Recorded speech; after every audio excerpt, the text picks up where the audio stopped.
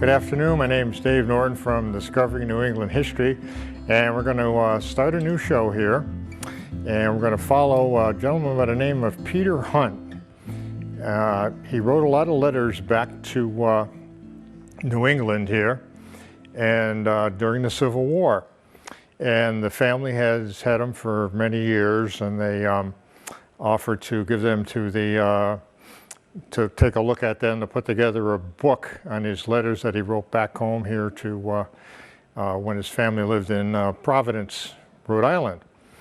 And the Historical Society, East Providence Historical Society, especially with Sandra Turgeon, put these all together in this new book that was just released last month called All Quiet on the Rappahannock Tonight. And the amazing thing is that this is a terrific book. And what I'm going to try to do is, I researched everything in the book, because I know a lot about the Civil War, and I went on the internet and tried to get pictures of every site that he talks about in his book as best as I can, put them all together, take excerpts from the book of his actual quotes. So this adds a whole new dimension really to the Civil War. He was originally born in Seekonk, Massachusetts, and at the age of 5 or 6, his family moved to Warren, Rhode Island, and then they moved to Providence. At the time of the Civil War, that's where he was living in Providence, Rhode Island. Peter Hunt. And the amazing thing is the house is still there where he was born in, and it's only about a mile from where I live today, and I've been living in Seekonk today for over 40 years. And that's a picture of his house right there. It's still there today, and there's a picture of Peter Hunt. So I'm going to begin with his story, and essentially it's going to be Peter Hunt almost telling this story. So we'll start with slide number 1. So we'll go to the next slide, right? And I found this poster here. He was a member of the 1st Rhode Island Light Artillery, and actually in Battery C. And I found this poster online. It said, "Recruits read, Battery C, 1st Rhode Island Light Artillery." There's an interesting picture there on the left, and these posters were posted all around Rhode Island trying to get recruits after, of course, Fort Sumter began the Civil War, and all the northern states were all getting together and raising troops to fight the South. And on the right there is what the light artillery would look like. Those are the actual smaller cannons, and that's what Peter signed up for. He said he had to get in here and do his part to save the country. So that's quite an interesting poster there. And Battery C now, they trained in Rhode Island. They left their camp in Rhode Island, and now they're heading out for defense of Washington, D.C. So we'll go to the next slide. And there's a lot of reference in here to a Captain Whedon, and he was the officer in charge of Battery C, and I was fortunate to find his picture there on the right. There he is. And on the left is a picture of some of the soldiers that were in Battery C. It's too bad we don't have the names of all those soldiers there. That would be really nice to know. And that's the 1st Rhode Island Light Artillery, and that's a quite a piece of history right here. And we'll go to the next slide. And you're asking me probably, what is a light artillery? And basically, those are the smallest of the cannons, if you will, in the Civil War. And there's a lot of references to what they call an artillery battery. If you think of it in terms of regular military construction, where you have so many platoons form a company, so a battery essentially would be a company, if you will. But in the artillery, they call them batteries. And basically, what do they consist of? Well, a battery consists of 6 cannons, and they have a caisson for ammunition. That's another cart, which the cannon is attached to. And a team of 6 horses pulls the cannon. and there's 100 soldiers that would actually keep this, all these 6 cannons operational.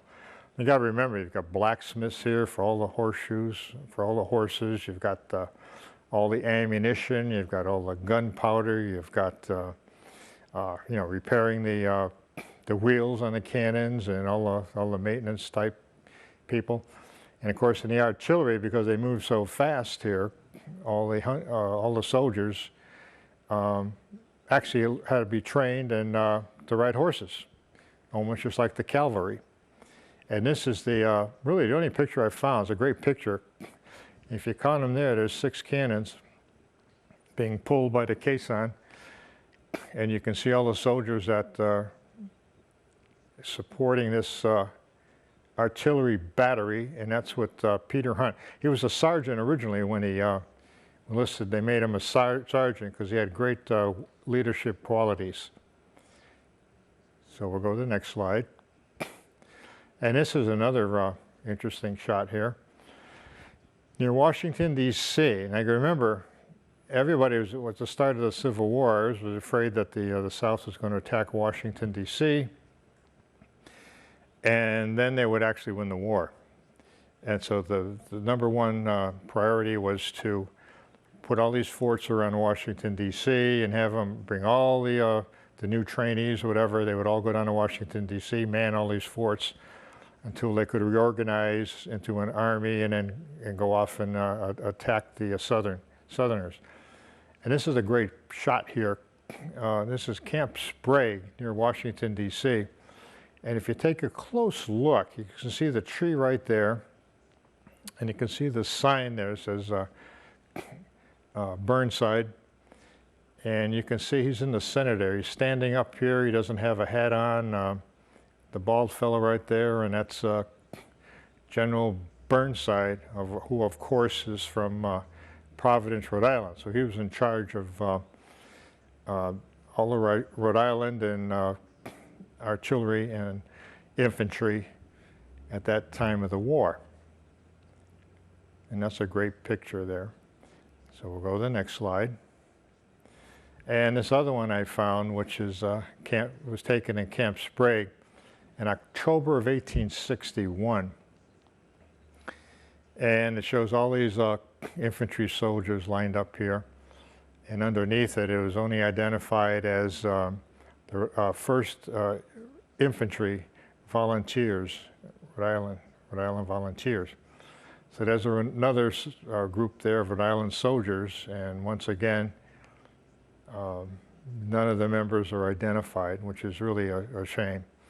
Now, Peter Hunt wrote in his book and his letters back home, we're following him, and these are actually quotations, actually what he wrote. We left Camp Sprague on the 2nd of October after quartering there for just 1 month. So we know we stayed there only 1 month, and we know they're on the move. So we'll go to the next slide. And they went to a place here, and I just go in sequence in the book, in his letters, Fort Cochran, Virginia, October 1861. And there's, of course, a picture of Peter Hunt on the right. And he starts off here. And that actual picture there was taken at Fort Cochran with the artillery. And you can see how they had a defensive position all manned out with all the soldiers supporting the artillery pieces.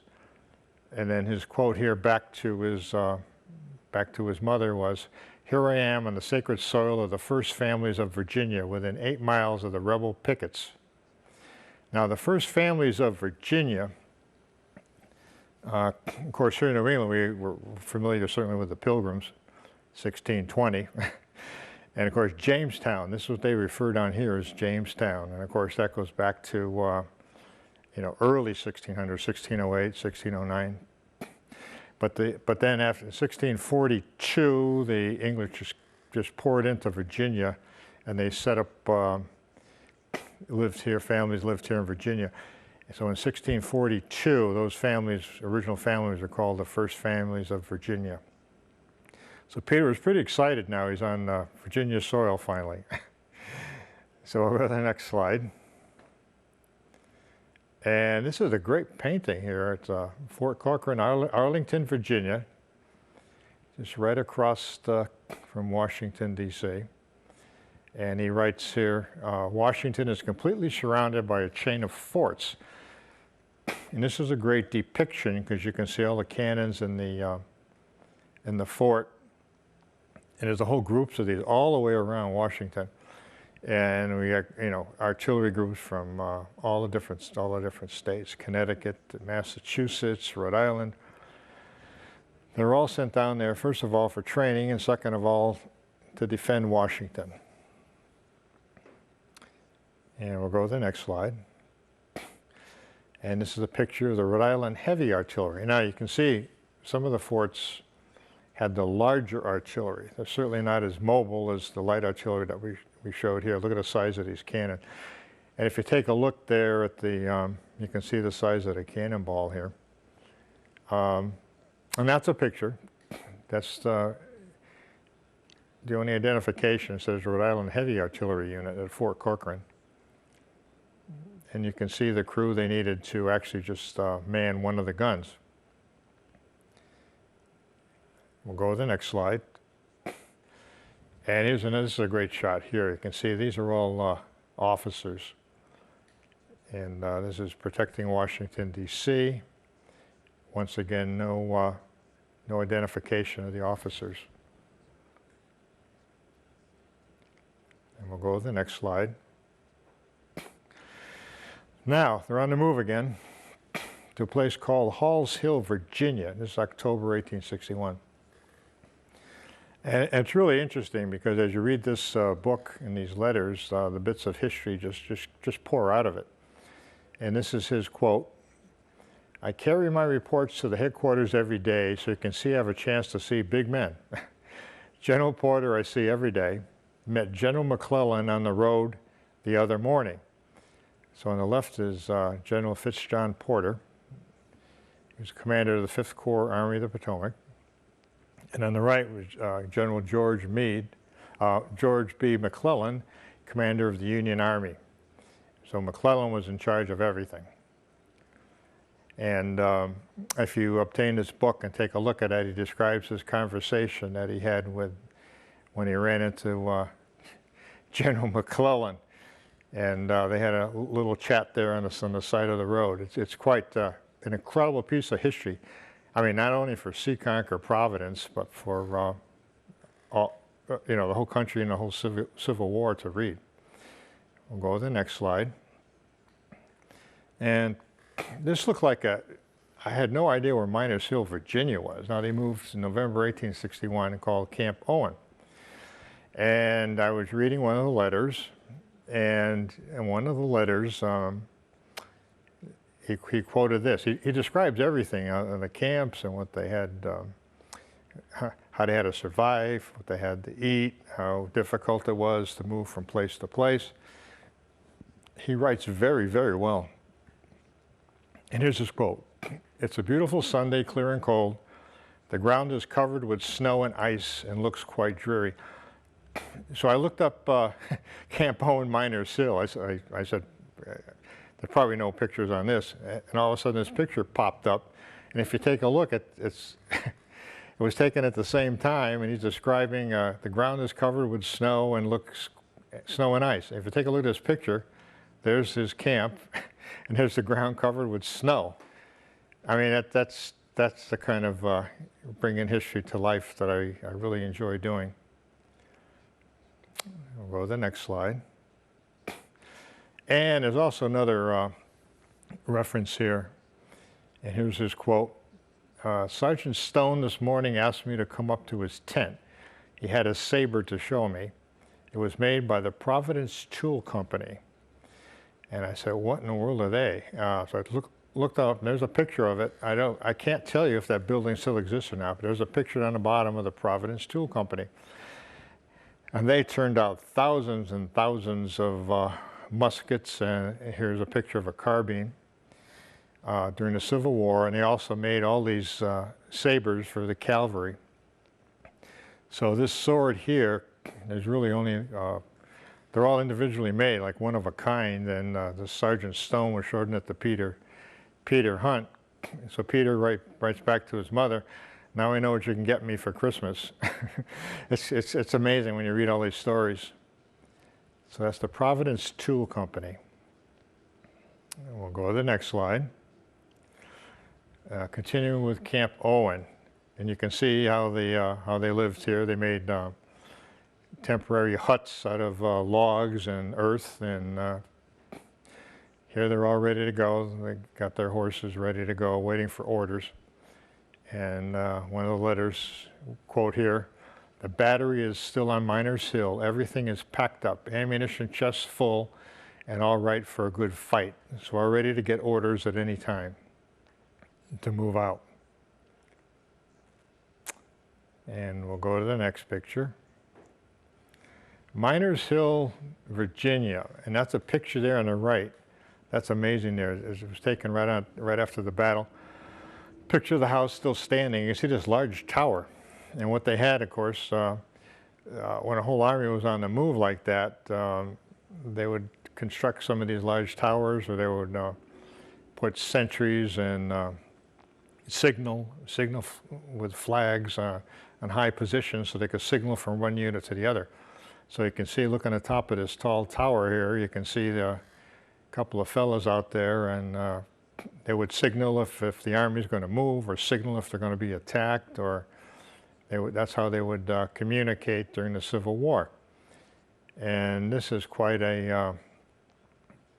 another quote here from Miners Hill, Virginia.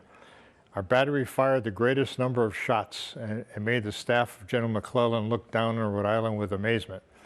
And of course, he used the phrase "look down." I would more or less, today we would say "look up" on Rhode Island with amazement. So the Rhode Island folks in with Peter Hunt firing really impressed General McClellan here at Miners Hill, Virginia. We'll go to the next slide. Now, they moved down to Yorktown, and some of his letters described the Union had a lot of their defenses set up here, defensive position, and so that the rebels would think there's actually more of the army here than really is. What they would do is, the Union would do, is cut down large trees of the same diameter as these large cannons you can see right here, and they would make fake cannons. So here's a picture of that. Here's the fort here, and you can see the logs, the tree. They just used the trees, the fake cannons, and it said they actually, when possible, would take some black paint and paint these black, and at a distance you can't tell if it's a real cannon or not. So the Union Army was using quite a feat here of deception here, and it worked. And another quote here, "We left our camp last Friday and advanced towards Yorktown." So now they're coming right here to Yorktown to defend Yorktown. And we'll go to the next picture. Here's a picture of Yorktown. You can see the heavy artillery here. This is back in April of 1862.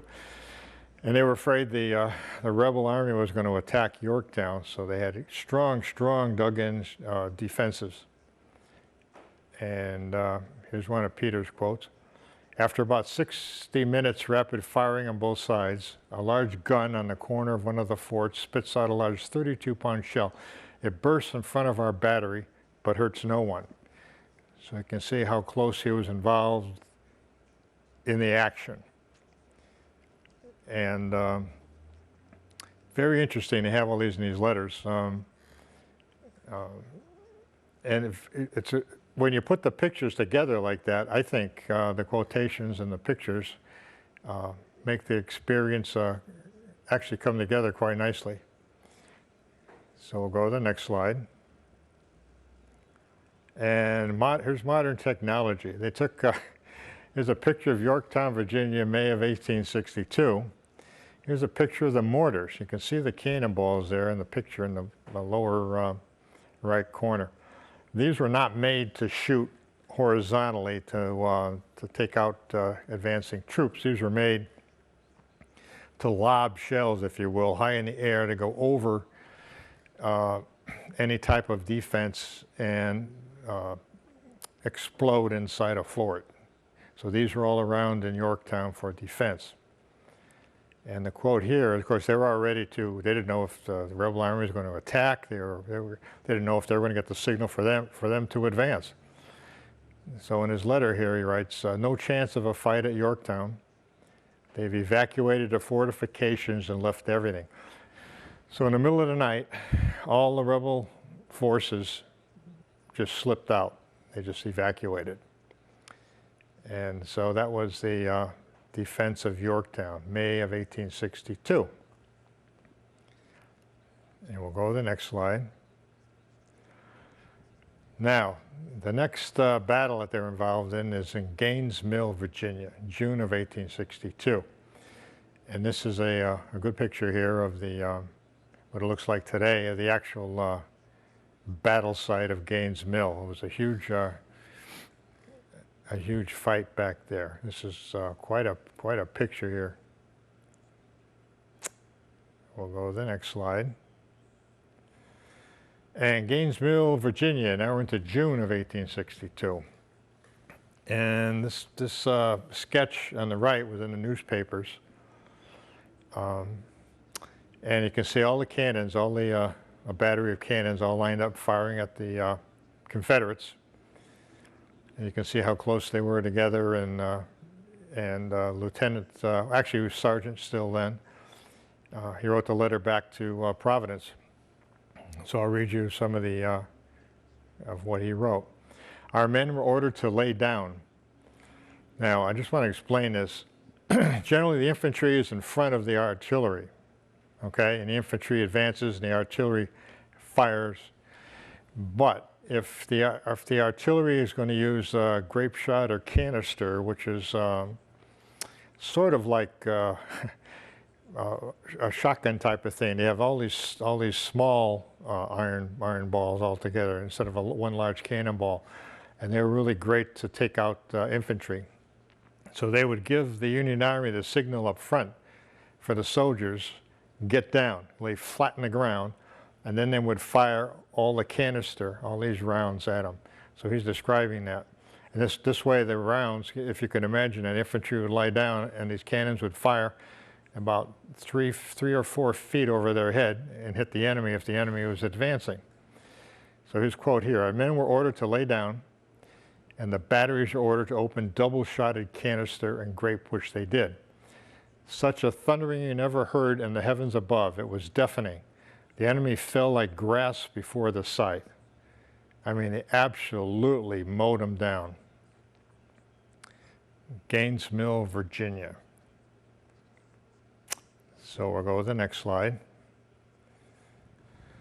And June of 1862, on the right, that was taken after the battle. You can see that was once a house of some sort. That's all that's left here. And he describes what happened at Gaines Mill. My gun being the right gun of the battery, I did not hear the order to lumber to the rear, but kept on firing until every gun had left. I am safe, not a single scratch. I've lost my gun and 5 men. Now, they don't use the order retreat. They use fall back or limber to the rear. What happened was there's so much noise in the battle, everyone that's firing the cannons you really can't hear, and he was way on the right end of the last end of the formation. He never heard it, and all the rest were hitching up to their caissons and the horses and pulling out, falling back, and he actually covered them. Him and his battery of a single cannon just kept them firing and firing and firing at the Confederates as they advanced. Finally, he looked around, there was no one here, just him. So he had to scramble to get out of here. And he just made it. Like he said, I am safe, not a single scratch. He lost his cannon and 5 men that were operating the cannon. And he describes it right here in this book. So we'll go to the next slide. And Gaines Mill battlefield today, you can see here's a house, and of course it's all been reconditioned and preserved for history. And there's a large battlefield. Of course, it looks all nice and calm and quiet, where thousands of troops were engaged in the fight. And we'll go to the next slide. Then they went to Malvern Hill, Virginia, July 1862, the Battle of Malvern Hill. This is a great picture of the hill. Of course, the Confederates always have the best, the high ground, and that's where they all were, all along this top of this hill. And we'll go to the next slide. And this is actually a picture, it describes it. It says this is a picture of the 1st Rhode Island Light Artillery at Malvern Hill. So now you can see what Sergeant Peter Hunt, you can see what his crew had. There they are, firing and firing and firing, and that's gives you an idea, so you can really picture what was involved here at that battle. And we'll go to the next slide. And he describes this here, Malvern Hill. In this engagement, my horse was killed and I just escaped. A 42-pound shell burst not more than 20 feet from me. It just cut the sole of my boot. The powder flew into my face and mouth so that I tasted it. So you can see how close he was to all the action at Malvern Hill. And that's a picture of the typical artillery piece, light artillery piece over there on the right. He just very, very close call for Peter Hunt. And we'll go to the next slide. And he goes to, once again, they have to regroup. Battle is over. Harrison's Landing in Virginia, July of 1862. Which is nice about this book, it's in chronological order. He describes the, look at all the weapons there already. They're offloading them from the river, ready for another attack. And he says it's an awful camping ground, putrid meat, and all the filth of camp makes it very unpleasant. So we're going to finish this episode 1 right here, just to give you an idea. And this book is quite a piece of history, and I'm doing my best to bring it to life. And I thank the Historical Society for giving me this great opportunity. So it's Dave Norton from Discovering New England History. Have a good afternoon.